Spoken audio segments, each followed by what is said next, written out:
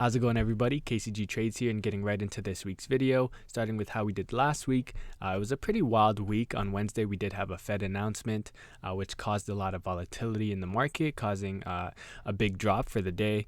Thursday, we had a big recovery, especially in the Nasdaq. If we take a look here, Wednesday was a lot of volatility. Thursday, we had a huge day and closed near all-time highs. This is the Nasdaq Composite. If we actually take a look at the QQQ, we hit all-time highs on Thursday.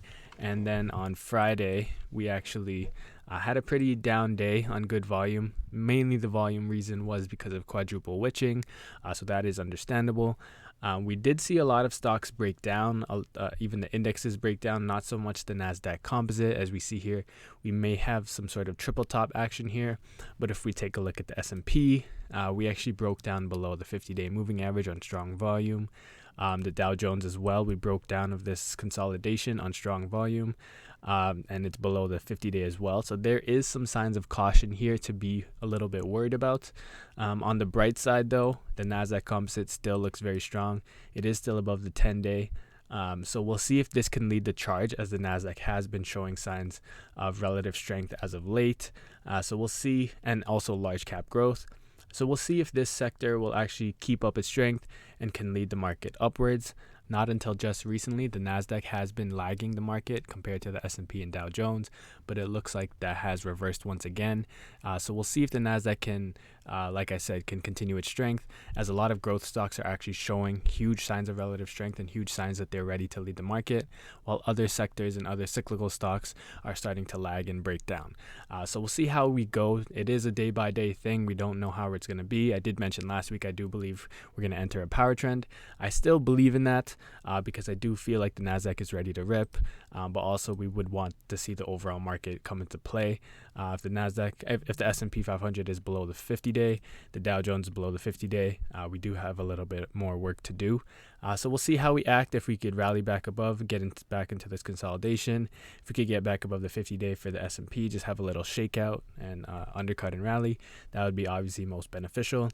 So like I said, day by day, and see where it takes us. So those are the top 3 indexes.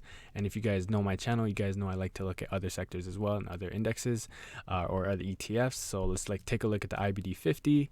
We are breaking down a little bit, still below all the EMAs. And like I said, for the past couple of weeks, it is still very volatile. There's no real trend. It's just in a consolidation mode. So we have to be patient with this.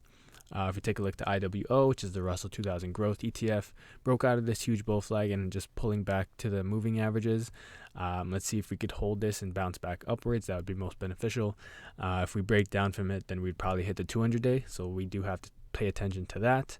The IWM, which is just the Russell 2000, still in consolidation mode, broke down below the 50-day moving average. So we might be heading to this potential support zone here. See how it acts. Obviously, like I said, we would love to get an undercut, rally back above, to get this higher low, retest these all-time high levels. That would be the best case scenario. But day by day, every day, see what happens. Even if we take a look at the VIX, I did mention that it was getting smaller and smaller volatility, and we did get a huge amount of volatility. Like I said, a lot of it was due to quadruple witching. So we'll see if we could calm down, come back maybe to the 18s, 17s, get some more reduced volatility. But yeah, in regards to those are the indexes, ETFs that I like to look at. Right now, we're pretty much in caution mode. We don't want to force anything. We don't want to rush anything.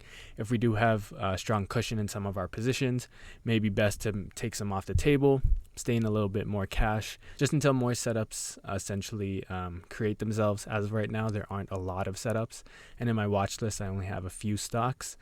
So let's start off by looking at what we have for this week, starting with CrowdStrike. So CrowdStrike is a name that has been showing tremendous relative strength as of late.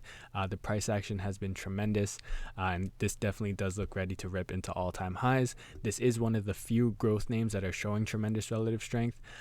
Looks ready to rip into all-time highs, has a nice base going here, and this is definitely one that is doing very well. On another positive note, we do have other names in the cybersecurity space that are doing really well along with Crowd, but Crowd does seem to be the leader. So this is definitely one to watch.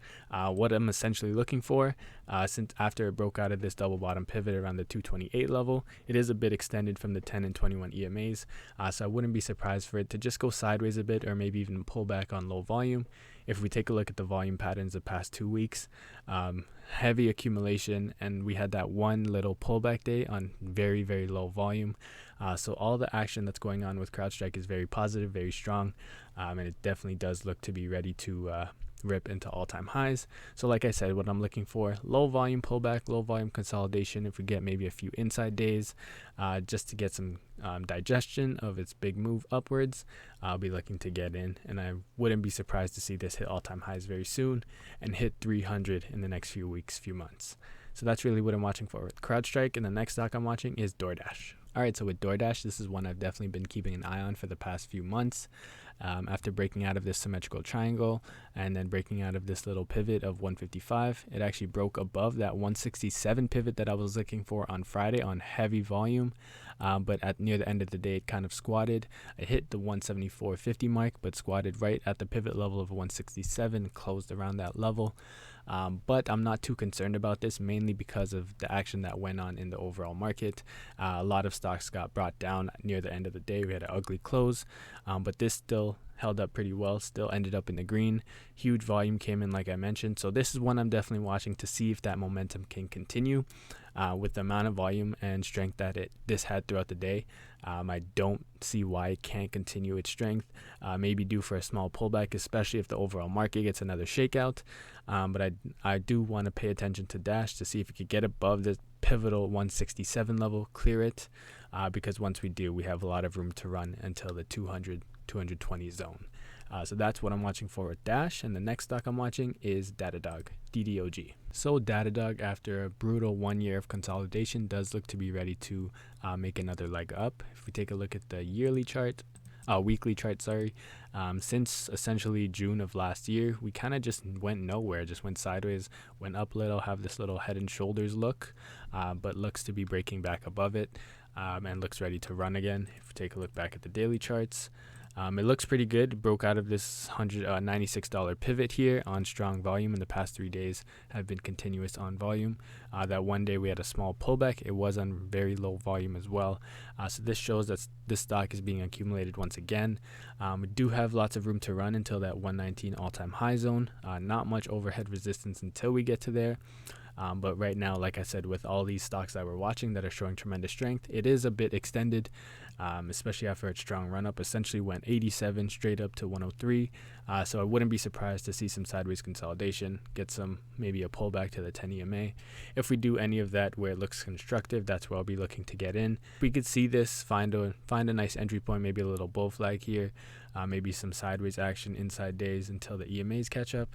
I'll be looking to get an entry point, and I'll be looking to hold this to see if it acts well until we reach those all-time high levels around the 120. So that's what I'm watching for with DDOG. The next stock I'm watching is DocuSign. So DocuSign has been absolutely gorgeous since announcing earnings on June 3rd, basically just going straight up here, and it did hit a 6-month high on Friday, closed near the highs of the day as well. If we take a look at this consolidation, it is a beautiful consolidation for the past year, and definitely looks to be breaking out into all-time highs now. Like I said, with many of these stocks that we're watching, it is a bit extended, of course, going from 190 all the way to 270 in just a matter of weeks, but the amount of strength in this is very, very appealing. So we do want to watch for a potential pullback on low volume, very similar to the other stocks that we're watching. Some sideways action, maybe creating some sort of handle here, just to digest the strong move it had, to shake out the weak holders, and to get ready for another leg up. We are a bit extended from the 10 and 21 EMAs, so I wouldn't be surprised to see that action. But once we do, or if we do, I'll definitely be looking to get in. But like we always say, we never want to chase, but this definitely looks ready to rip after almost a year, around 11 months of consolidation. So definitely want to watch for DocuSign. So the next stock I'm watching is FRHC. So Freedom Holdings is definitely an interesting play right now. We do have this cup pattern here. It is a sign of caution due to the fact that we kind of just went straight from the bottom into all-time highs. So essentially what I'm looking for is some sort of handle action here.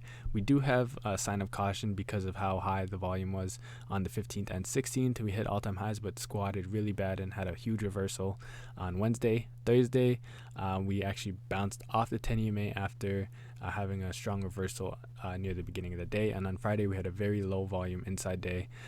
So we'll see how this acts. There's no rush to get into this. I do want to see it form a nice handle and not just a fake one, like a good strong handle for like maybe a week or two, just to get the weak holders out of there, just to really digest its strong move from 42 all the way to 68. And then once we get that, if we do get that, I'll be looking to get in if we get above the handle pivot of 62.90. But as of now, it's just a waiting game, like I said, with a lot of these stocks. No real setup that's ready to go this week. A lot of it is just playing the waiting game and waiting for that proper entry setup to essentially save our capital and save our risk to reward ratios and save our mental capital as well. So this is one to watch, but don't rush into it if it's not there. So the next stock I'm watching is ROKU. So ROKU really played with my emotions last week. As I mentioned in my video last week, I wanted it to get above the 357 pivot zone to retest that 397 double bottom pivot. We did so on Monday and I got in, but on Tuesday, Wednesday, we had an ugly reversal on higher volume. So I did get out for a loss. Thursday and Friday were nice recovery days, got above Wednesday's high and then got above Friday's high on good volume. Got above the pivot as well. I did not re-enter this. I probably should have, but I missed it. So I want to see how it acts in the next few days. If it could retest that 397 pivot and get above it, I'll be looking to get in around the 400 level, as it will coincide with the double bottom pivot. If it get above that on strong volume, there's lots of room to run until that 486 all-time high zone. So this is definitely one to watch, especially if it could gain momentum to get above that double bottom pivot. So like I said, with all these stocks that I'm watching, no real setup for this week, but definitely one to watch for setups to occur. And the next stock I'm watching is C Limited. So C Limited is another stock that looks ready to rip into all-time highs after consolidating for about 6 months from January all the way until now. It does look ready. It did retest it on Friday, but it was on lower volume and it kind of just had almost an inside day kind of. So essentially it could be due for a potential handle here or just some sideways action, volatility contraction, just a few inside days. That's essentially what I'm looking for to get in. I am positioned in this stock, but I am looking to add to my position if we get to all-time highs on strong volume. So I'm really looking for that, basically a thrust over 286.60 on strong volume.